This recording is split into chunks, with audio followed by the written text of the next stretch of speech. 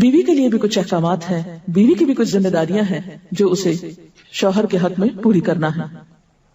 پہلی ذمہ داری ہے کہ بیوی خوشی کے ساتھ شوہر کی اطاعت کرے. قرآن پاک میں نیک عورتوں کی صفت یہ بتائی گئی ہے، فالصالحات قانتات، نیک عورتیں فرما بردار ہوتی ہیں. ایک طرف اللہ کی اطاعت گزار اور دوسری طرف شوہر کی اطاعت گزار. شوہر کی اطاعت کے بارے میں ایک حدیث میں آتا ہے، آپ صلی اللہ علیہ وسلم نے فرمایا، دو قسم کے لوگ ایسے ہیں کہ جن کی نمازیں ان کے سروں سے اوپر نہیں جاتی. ایک وہ غلام جو اپنے آقا سے بھاگ جائے جب تک کہ واپس نہ آئے، اور دوسرے وہ بیوی جو اپنے شوہر کی نافرمانی کرے جب تک کہ نافرمانی سے باز نہ آ جائے. یہاں تک حکم ہے کہ بیوی شوہر کے معاملے میں کسی دوسرے کی بات نہ مانے. یعنی شادی کے بعد ایک عورت جب شوہر کے گھر چلی جاتی ہے تو پھر شوہر کا حق سب سے بڑا ہو جاتا ہے. بعض اوقات ہمارے معاشرے میں ایک طرف شوہر کچھ کہتا ہے، دوسری طرف والدین کچھ کہتے ہیں، تیسری طرف کسی اور کا مشورہ کچھ ہوتا ہے، عورت بیچاری بیچ میں پس جاتی. ایسے موقع پر عورت کے لیے کیا لازم ہے، اس کی پرائرٹی کیا ہوگی کہ وہ اپنے شوہر کی بات مانے. عورت کی دوسری بڑی ذمہ داری اپنی آبرو اور عزت و عصمت کی حفاظت ہے. عورت کوئی ایسا کام نہ کرے جس سے اس کی عفت و عصمت پر کچھ حر پائے. ازدواجی زندگی کی خوشی کا راز باہم ایک دوسرے پر اعتماد ہے. اگر کوئی بھی ایسا کام عورت کرتی ہے جس سے شوہر کے دل میں شک ہو جاتا ہے، اعتماد ختم ہو جاتا ہے، تو اس سے ازدواجی زندگی کی خوشیاں ختم ہو جاتی ہیں. یہ اعتماد بے حد ضروری ہے اور اس کے لیے اپنی عزت عصمت کی خصوصی حفاظت. نبی صلی اللہ علیہ وسلم نے فرمایا، عورت جب 5 وقت کی نماز پڑھے، اپنی آبرو کی حفاظت کرے، اپنے شوہر کی فرما بردار رہے، تو وہ جنت کے جس دروازے سے چاہے داخل ہو جائے. اسی لیے شوہر کی اجازت اور مرضی کے بغیر گھر سے بھی نہیں نکلنا چاہیے.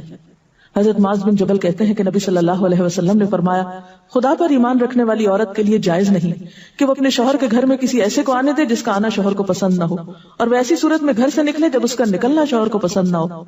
اطاعت کے علاوہ شوہر کو خوش رکھنا یہ بھی بے حد ضروری ہے.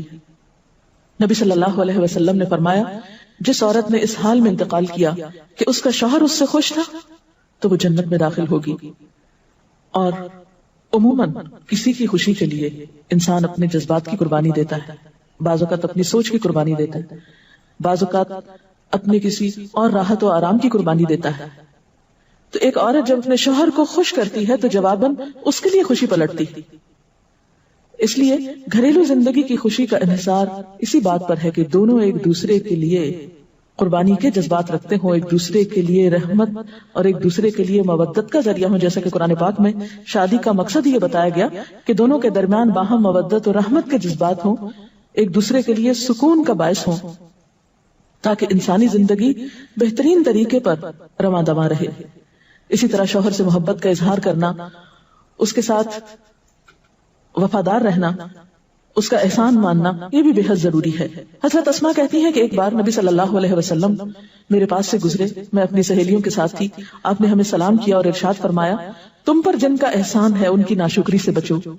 تم میں سے ایک اپنے ماں باپ کے گھر کافی دنوں تک بن بیاہی بیٹھی رہتی ہے، پھر اللہ تعالیٰ اس کو شوہر عطا کرتا ہے، اولاد دیتا ہے، اور ان سارے احسانات کے باوجود اگر کبھی کسی بات پہ شوہر سے ناراض ہوتی ہے تو کہہ اٹھتی ہے، میں نے تو کبھی تمہاری طرف سے کوئی بھلائی دیکھی ہی نہیں. یہ جملہ ناشکری کا جملہ ہے جو عورت کو نہیں بولنا چاہیے. قیامت کے دن اللہ تعالیٰ اس عورت کی طرف نظر رحمت اٹھا کر نہیں دیکھے گا جو شوہر کی ناشکری ہوگی. اور آخری بات یہ کہ عورت کے اوپر لازم ہے کہ وہ اپنے گھر بار، مال و اسباب اور اپنی ذمہ داریوں میں شوہر کی مددگار رہے، شوہر کی وفادار رہے. آپ صلی اللہ علیہ وسلم نے فرمایا، قریش کی عورتیں کتنی اچھی عورتیں ہیں جو بچوں پہ بہت مہربان اور شوہر کے گھر بار کی حفاظت کرنے والی ہیں.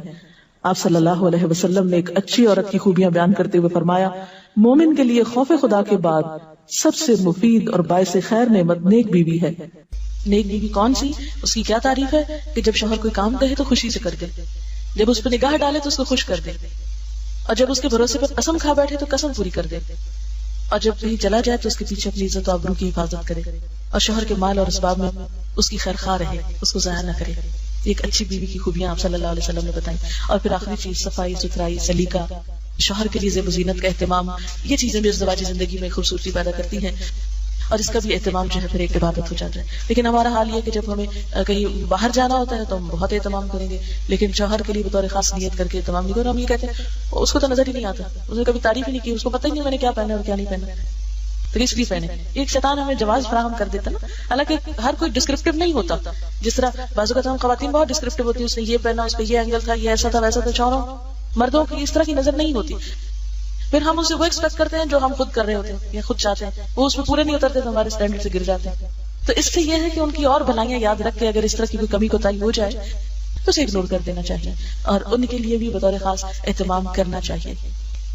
دیکھیے کہ مثلاً اس جگہ پر ہم بیٹھے ہوئے, اس جگہ کو خوشگوار بہت سی چیزوں نے ملا کے بنایا.